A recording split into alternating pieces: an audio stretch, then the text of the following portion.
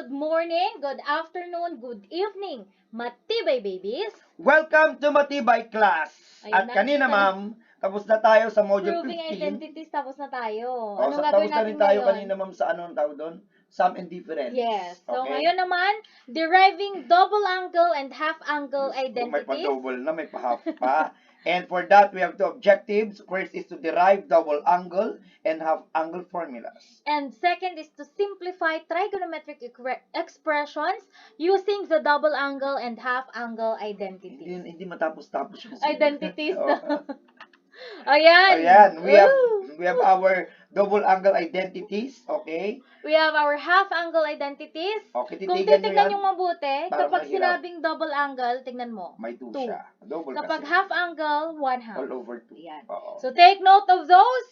Make sure na meron kayong screenshot anyway, nasa module din nila para mas madali nating Pero, sundan. kung ako sa kanila, ma'am, nakatransfer na yan sa kanilang yellow paper, Yes. notebook, and everything. Dapat nakatransfer na yan sa inyong notebooks para pagdating ng exam ninyo or quiz ninyo mamaya, Mamaya kagad. pagdating ng quiz ninyo mamaya, hindi na kayo pabalik-balik. Okay?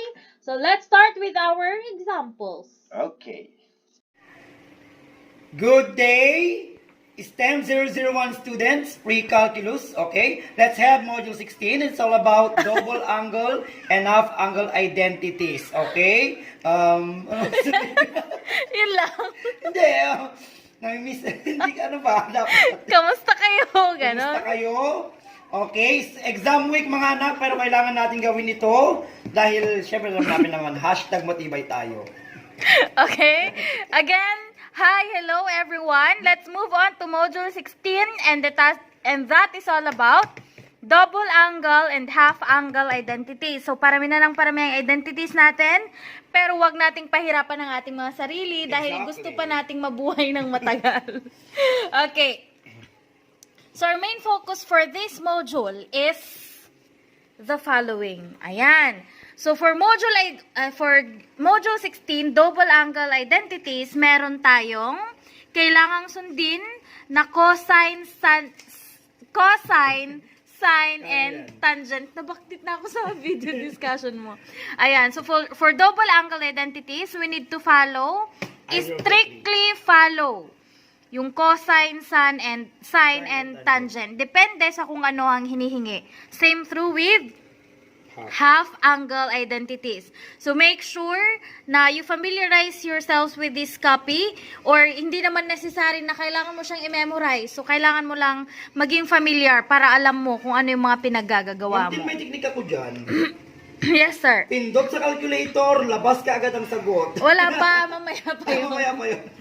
Okay, so for module 17, ganun lang kadali. Pero for module 16, we need Kailangan to nating solve. mag-solve. Ayan, so let's start para mas Okay, for example number 1, for double angle, find the exact values of sine 2 theta, cosine 2 theta, and tan 2 theta of cotangent 3 all over 4. So, for these certain problems, kailangan nating balikan yung mga past or yung mga previous lessons natin. For yung 6 trigonometric functions wherein ang sine is equal to y all over r, cosine is x all over r, tangent is y all over x, and alam natin na the reciprocal of tangent is cotangent. So, kung ang tangent ay y all over x, therefore, our cotangent is X all over Y. okay, x all over y. So, for this certain topic, 3 will be our x and y will be our y. Next, given ang x, given ang y, we are going to solve for r. So, gagamitan natin siya ng formula ng Pythagorean theorem. So, we have r squared is equal to x squared plus y squared. Given ng x, given ng y, let's substitute. R squared is equal to, ano po ang ating x? We have 3 squared plus 4 squared. Let's solve. R squared is equal to 3 squared is 9 plus 4 squared is 16. R squared is equal to 9 plus 16 is 25. Si R lang ang kailangan natin. So, you square both sides. Cancel yan. Therefore, R is equal to 25. So, malinaw, our X is equal to 3. 5 na Square root. Ay, sorry. Sorry Sorry. It is equal to 5. Our y is equal to 4. And our r is equal to 5. Next, ang kailangan natin is si sine, cosine, and si tangent. So, based dito sa ating x, y, and r, what will be our sine? Muna, what will be our cosine? And what will be our tangent? Positive. Sabi natin, ang sine is y all over r. Therefore, y all over r is 4 all over 5. Next, cosine, we have x all over r. Our x is 3 all over 5. Next, tangent is y all over x. Our y is 4 all over 3. Since we already have the values for sine, cosine, and tangent, we are now ready to substitute it to our formula. Again, balikan natin yung formula na nakalagay sa module natin about sa double angle. So, for sine, we have 2 sine theta times cosine theta. Tama ba? Ayan. So, let's substitute. Kunin natin yung sine. So, we have 2. Ang sine mo is 4 all over 5. Times, multiply dito cosine. Ang cosine mo is 3 all over 5. So, ipag-multiply mo lang yung tatlong yan.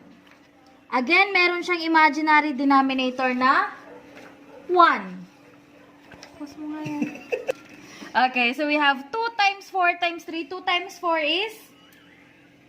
2 times 4 is 8. 8 times 3? 24. 24. So, you have 24. Next, 1 times 2, ay 1 times 5 times 5 25 is equal to 25. Since hindi mo na siya pwedeng i-simplify, this will be your answer for sine 2 theta.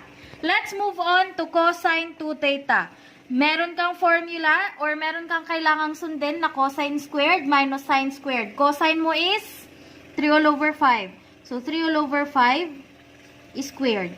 Minus sine squared. Sine is 4 all over 5 squared. First, kailangan mo munang i-distribute si squared. So, 3 squared is 9. 5 squared is 25.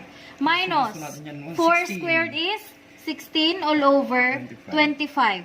Paano ka mag-subtract ng similar terms? Just copy. Copy the denominator since parehas sila, 25. 9 minus 16 is? Negative 7. Negative? Negative 6. Ay, negative 7. Negative 8. 7. Negative 7. Negative 7. Hindi mo na sila pwedeng i-simplify. Therefore, this is already your final answer. Pasensya na, medyo Pagod na kami. napagtibagtit kami dahil pang 107 module na namin ito ngayong araw. Last, for tan 2 theta. Follow the formula. You have 2. Ang tan mo is 4 all over 3. All over. 1 is constant minus tan is 4 all over 3 squared. Again, i-distribute muna natin. Unahin natin muna yung nasa taas muna. 2 times 4 is 8 all over 3. Next, 1 minus 16 all over 9 is equal to 8 all over 3. Kunin muna natin yan. So, 1 minus 1. Or sorry, Yes. meron siyang 1 dito. Kunin natin ang kanilang common denominator. 9. So, you have 9. 9 divided by 1 is 9 times 1. So, you have 9. Since subtraction yan, minus 9 1. times negative 16. Sorry, hindi.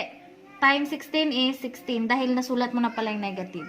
Arrowed up ka. 8 is equal all over 3. All over. 9 Negative minus 7. 16, negative 7 all over 9. Next, cross multiplication, inside, outside, outside. 72. 8 times 9, 72 all over. 3 times negative 7, negative 21. Okay na sa akin yung ganyan. Okay lang din kung mixed fraction, wag lang pong decimal kasi nasa fraction tayo. So, this will be your final answer. That is all about double angle. Let's move on to half angle. Example number 1, we have tan 15 degrees. So, babalikan natin yung given identity for tangent half angle wherein we have positive, negative, square root of 1 minus cosine theta all over 1 plus cosine theta. So, first step is, let's consider this one, 15. Yung tan 15 degrees mo is yun yung half. Pero dito sa ating given identity, ang nakalagay dyan is whole. So, paano natin makukuha yon? Since ang half niyan is 15, kapag kukunin mo yung whole number, it is understood na 30 siya, isn't it? So, magagamitin natin mamaya yung yung 30 degrees. So, sundan muna natin. We have tan 15 degrees is equal to positive, negative, kahit huwag mo na munang isulat. We have 1 minus cosine. Half yung 15, so kung kukunin natin yung buo is we have 30 degrees all over 1 plus cosine 30 degrees.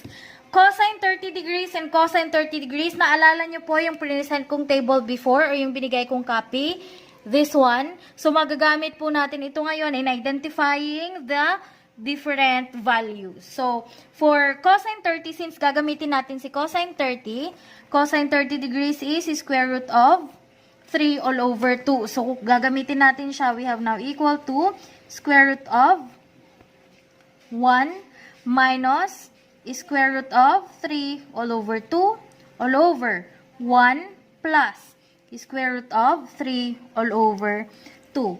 Now, next process, para makancel natin yung denominator ni square root of 3 na 2, we are going to multiply it by 2. So, meron kang 1 minus square root of 3 all over 2 all over 1 plus square root of 3 all over 2. Imumultiply mo si numerator ng 2 at imumultiply mo rin si denominator ng 2 para makancel out yung denominator ni square root of 3. So, meron ka na ngayong you distribute. 1 times 2 is you have, huwag kalimutan si square root, 2 minus square root of 3 because makakancel out siya. Next, same process, you distribute, you have all over 2 plus makakancel out din si 2. Ang naiwan ay si square root of 3. Okay? So, para hindi na natin masyadong pahirapan ang buhay, tatanggapin na namin yung ganitong sagot during your exam. Next, for example, number 2, we have sine 22.5 degrees. So, kukunin natin yung ating identity. We will have sine half angle is equal to positive, negative square root of 1 minus cosine theta all over 2. Next, gaya ng ginawa nating process kanina, again, yung 22.5 is the half. So, paano natin makukuha yung whole? Just multiply it by 2. So, 22.5 times 2, ang gagamitin natin ay si 45 degrees. So, babalikan mo yung table. Gagamitin natin yan. So, substitute muna natin. We have sine 22.5 degrees is equal to positive, negative, square root of 1 minus cosine 45 degrees all over 2. It is equal to, substitute natin kung ano yung value ni cosine 45. 1 minus cosine 45 is, yes, square root of 2 all over 2. Square root of 2 all over 2 all over 2. So, kagaya ng ginawa natin kanina, para makancel out yung denominator niya, magmumultiply tayo kay numerator and kay denominator ng 2. So, we have now is equal to square root of, we have 2 times 1, we have 2 minus, copy square root of 2 dahil nag-cancel out siya. And then, you have all over 2 times 2 is 4. And take note that this one can also be written as, and pwede mo rin siyang isulat as, we have 2 minus square root of 2 all over square root of 4. Pinaghiwalay ko lang yung radical sign. Since pwede mong isimplify si square root of 4, isimplify mo siya. So you have square root of 2 minus square root of 2 all over 2.